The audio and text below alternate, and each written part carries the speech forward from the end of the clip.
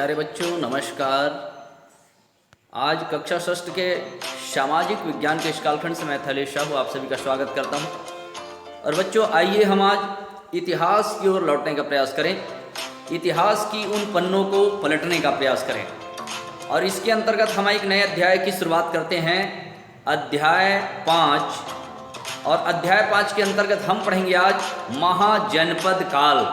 तो ये महाजनपद काल क्या है, तो आप अपनी पाठ्य पुस्तक निकालेगा बच्चों, और पाठ्य पुस्तक का पृष्ठ क्रमांक 25 से हम आज शुरुआत करते हैं। तो आप पुस्तक लेकर के आप भी बैठा करें ताकि आपको वो बात ठीक से समझ में आए। बच्चों इस पाठ में बहुत सारे ऐसे शब्द आएंगे जैसे वंशानुगत। वंशानुगत का मतलब क्या होता है, जिसमें पिता के द्वारा पुत्र को प्राप्त है ना। जैसे पिताजी राजा था, फिर आगे चल करके पिताजी का निधन हो गया या वो राजा नहीं है तो उसका बेटा क्या बन गया, राजा बन गया। मतलब उसी ही वंश के, उसी ही परिवार के कोई ना कोई उसका उत्तराधिकारी बन जाता है, और ये कहलाता है वंशानुगत। फिर हम देखते बच्चों वंशानुगत की बात कह रहे हैं। अब इसी में हम और देखने का प्रयास करें। एक और शब्द बार बार जो आएगा इस पाठ में, उसमें एक शब्द राजतंत्र, शासन, राजतंत्र। राजतंत्र क्या है, तो बच्चों राजतंत्र का मतलब होता है वह व्यवस्था जिसमें शासन किसी राजा या रानी द्वारा वंशानुगत रूप से किया जाता है, वो क्या कहलाएगा, राजतंत्र कहलाएगा। गणतंत्र शासन। अब गणतंत्र क्या है, तो ऐसी व्यवस्था जिसमें शासन किसी चुने हुए व्यक्ति द्वारा एक निश्चित समय के लिए किया जाता है। तो इस प्रकार से बच्चों हम ये महाजनपद काल पढ़ने जा रहे हैं, तो उसमें ये बार बार ये शब्द आएंगे, इसलिए मैंने आपको ध्यान दिलाने का प्रयास किया। तो आइए इस पाठ की शुरुआत करते हैं। 600 ईसा पूर्व से कितना, 325 ईसा पूर्व तक इस बात को हम पढ़ने का प्रयास करेंगे। भारत में 600 ईसा पूर्व अर्थात आज से लगभग 2600 वर्ष पहले के काल को महाजनपद काल कहते हैं बच्चों। इस काल के भारत में अनेक छोटे बड़े राज्य एवं गणराज्य बने। इस समय अनेक एवं धार्मिक विचारों की भी शुरुआत हुई। साथ ही खेती करना, खेती का स्वरूप, उसमें प्राचीन तकनीक, प्राचीन तरीके से खेती करना, फिर व्यापार करना, उद्योग धंधे एवं नगरों का भी विकास इसी महाजनपद काल में माना जाता है।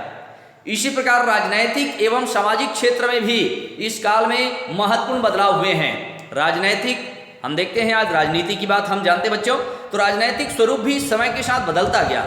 सामाजिक परिवेश, रहन सहन, खान पान, हमारा उठने बैठने, सामाजिक पारिवारिक कुटुंब समाज, ऐसी हमारी परिस्थितियों के साथ समाज में भी परिवर्तन आने लगा। ये बदलाव किस प्रकार के थे और किन कारणों से आए, इस पाठ में हम जानने का प्रयास करेंगे बच्चों। पिछले पाठ में हमने पढ़ा था कि गंगा यमुना नदियों के मैदान में खेती होने लगी थी तथा वहाँ कई जनपद बन गए थे। जनपद आप अपनी पुस्तक में देखिएगा, यहाँ पर शब्द बताने का मैं प्रयास करूँ।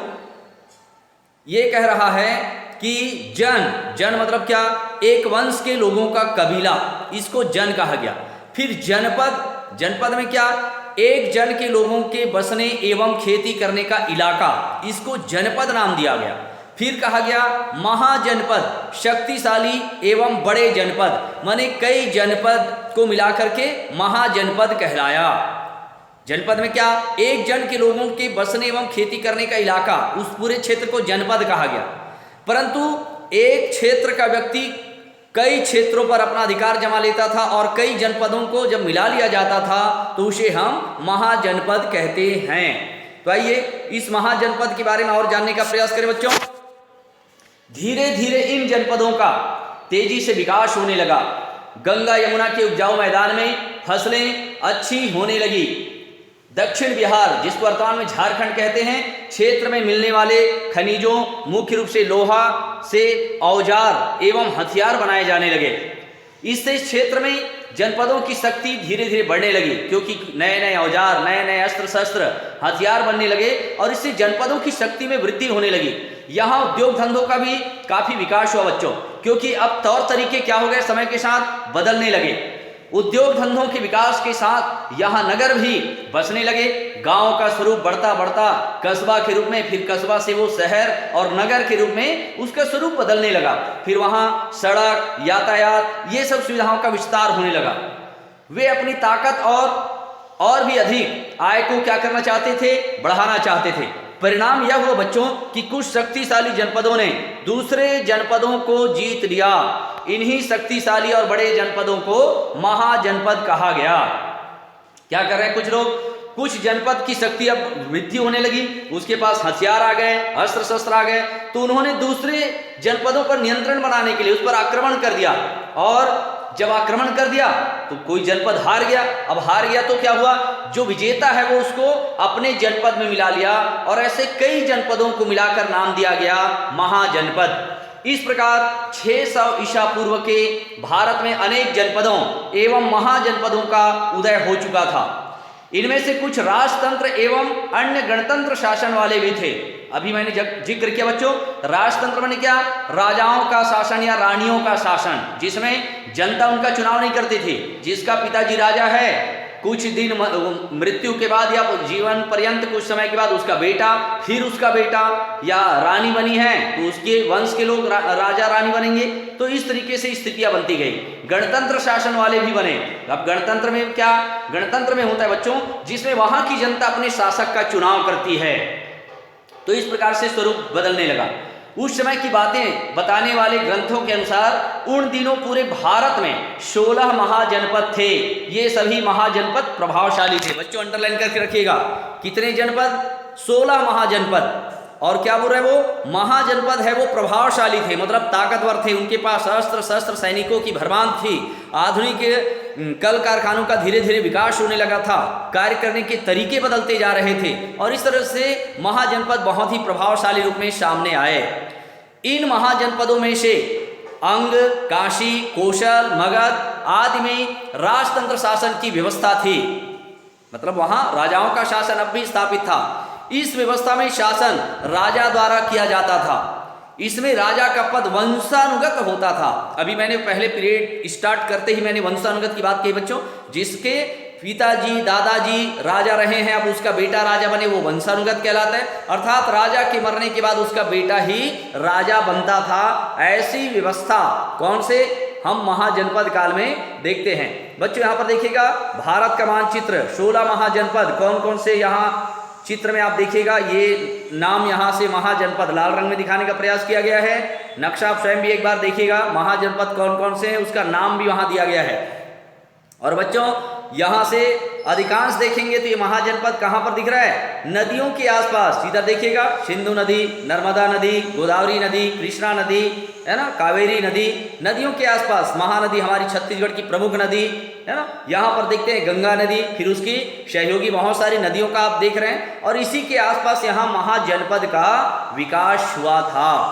बच्चों यहाँ पर देखते हैं लेकिन वज्जी, जिसको वैशाली के नाम से जानते हैं, फिर कपिलवस्तु जिसको शाक्य कहा जाता था, मल्ल आदि महाजनपदों के गणतंत्र शासन की व्यवस्था थी। गणतंत्र शासन व्यवस्था में शासन एक ही वंश के पुरुषों की एक सभा के द्वारा किया जाता था। साथ ही साथ देखते हैं यह सभा अपने सदस्यों में से किसी एक को कुछ समय के लिए राजा भी चुन लेती थी। राजा का यह पद जो होता था वो वंशानुगत नहीं होता था, इसमें चुनाव होता था। गणराज्य के अंतर्गत आने वाले दूसरे वर्ग के लोग, महिलाएं, दास, व्यापारी आदि ये जो लोग हैं, ये शासन चलाने में कोई योगदान नहीं लिया जाता था, इनका कोई योगदान नहीं होता था। गणतंत्र शासन की यह व्यवस्था कुछ छोटे गणतंत्रों में बहुत लंबे समय तक चलती रही, मगर वज्जी जैसे कुछ महत्वपूर्ण गणराज्यों का अंत मगध जैसे शक्तिशाली राज्यों के साम्राज्य विस्तार की नीति के कारण हो गया। मतलब जो जनपद शक्तिशाली होते गए उसने कई जनपदों पर आक्रमण कर दिया, उसे अपने में मिला लिया और इस तरीके से कई जनपद को मिलाकर उसे महाजनपद का नाम दिया गया।